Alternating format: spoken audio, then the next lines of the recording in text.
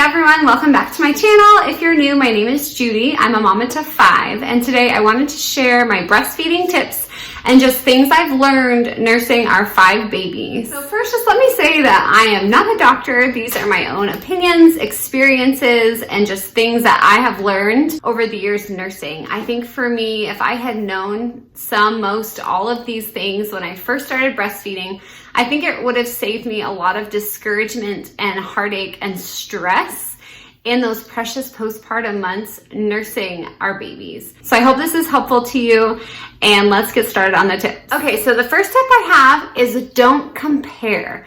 I think there's this weird thing in mom culture that the bigger the baby, the healthier the baby, you must be doing a great job breastfeeding baby. And while there's nothing against having a big baby, the point in that is that you could have a 6 or 7 pound baby who is nursing great, growing on their growth curve, doing awesome, meeting their milestones. But the truth is, doubling a 6 pound birth weight and doubling a 9 pound birth weight is going to look very different. I mean, that is 12 and 18 pounds. So well-meaning friends, in-laws, cousins, people, maybe they make comments about the size of your baby. Maybe that makes you feel a little insecure. I know I dealt with that with my first son, but he was just like a smaller baby. He wasn't a giant baby. He was 2 weeks early. He was 6 pounds, 15 ounces. So doubling his birth weight, it was like 13 pounds. So I think with those comparisons, sometimes it might come like, oh, maybe I should supplement. Maybe my breast milk isn't very good. Maybe I'm not nursing very well. Just these doubts maybe creep in because you're constantly comparing yourself to your friend's baby, your sister's baby, whoever's baby, when really nothing's wrong. Nothing's wrong. You just have a different baby. It's just a different baby. And I think it's just been a lot of grace breastfeeding our children because I've been able to see that. My oldest son was the 10th percentile, and then I had a daughter who was like in the 80th percentile. So I've breastfed all of them. My diet has been very similar in all of my nursing experiences. So they've all been somewhere in between that, but they are all healthy, thriving, happy children right now. Just be encouraged. You are doing a good job, mama. Even if your baby is on the 15th percentile, 30th percentile, 80th, 90th, whatever it is, it's between you, your pediatrician, your spouse. You're doing good. So my second tip would be the less caffeine and dairy, the better.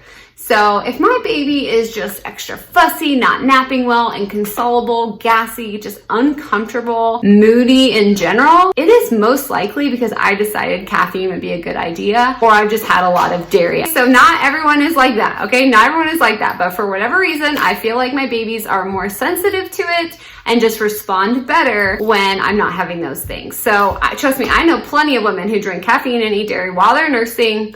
These are my tips, my experience, and I think my babies are just happier, more easygoing when I'm not having those things. Okay, so the not having caffeine kind of goes into my next tip, and that is peppermint can kill your supply. Now this sounds so random to me, but actually makes a lot of sense because I wasn't doing caffeine and I still like things that are warm and kind of yummy to drink.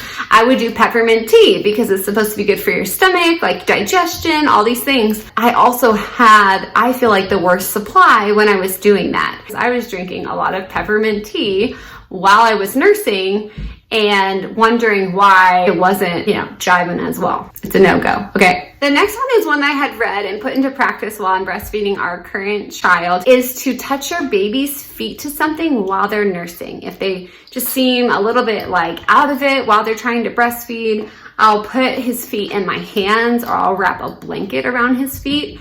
And it just helps them to feel a little more secure and a little more safe while they're nursing. And I think about it, when I'm laying in bed, I don't really like when my feet are just like sticking out, like, free for all, whatever. And I do think that helps them to nurse better. Another thing I've learned is that if baby is too distracted or just kind of irritable or too tired to nurse, I'll lay on my side and do like a side lying position to nurse him. But that's really helped me just to relax, help them to relax, and just to nurse more successfully. So my next tip is to trust your instincts. There are so many ways to be a good mom. There are so many ways to do so many things. I definitely don't know all the answers when it comes to breastfeeding. You know, there's schedules, there's on demand, there's more attachment style. There are all kinds of ways to do it. And honestly, I feel like I've done them. So trust your instincts as a mom. I know for me, if I'm feeding my babies every 2 to 3 hours or sooner, sometimes like if they're sick or just something is out of whack, I will trust my instincts and I will feed my baby. So I am not hard and fast on the schedule. I've done that in previous babies. My current child definitely nurses like an on-demand schedule. I don't really know if that makes sense. But comment down below if you like schedules, if you are more on demand, or if you blend them kind of in your nursing journey. Trust your instincts, mama. You're doing a good job. So another tip I have is to relax. Breastfeeding can be so stressful. I literally will close my eyes sometimes and take a few deep breaths while baby is latched on and just be able to relax. My letdown will come sooner, my milk flows better, and that is just a very basic tip, but one that is just gonna be like I have baby and like you're just kind of all tense and it can be stressful. So just relax, take some deep breaths. So my last tip is to eat enough food and drink enough water. I know this is easier said than done, especially if you have other young children that you're taking care of. I know you're super busy during the day. It can help to get like a giant water bottle that you only have to fill up a few times during the day and you know you're meeting your liquid requirements. My sister got me this giant 40-ounce water bottle and I just try to fill it up a few times and I know I'm getting close to a gallon. I mean, that's a lot of water, but I'm breastfeeding, I'm 5'9", I have 4 other children. So I'm just like busy all day and it's super important for me to make sure that I'm hydrated.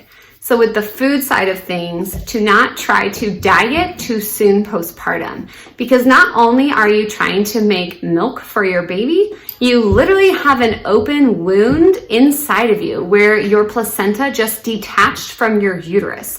So even if you had an amazing birth and you didn't tear it all and just like, you know, gold star birth, you are healing in a very real way. And your body needs calories and it needs nutrients to heal well and to heal properly. So I just encourage you.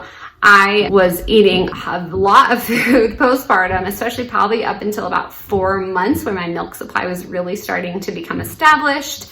And even then, starting gentle exercise after that to just help to maintain my supply. Definitely learn from my mistakes there. There's a season for everything. Postpartum is such a short season. And I just encourage you to be eating enough and drinking enough water.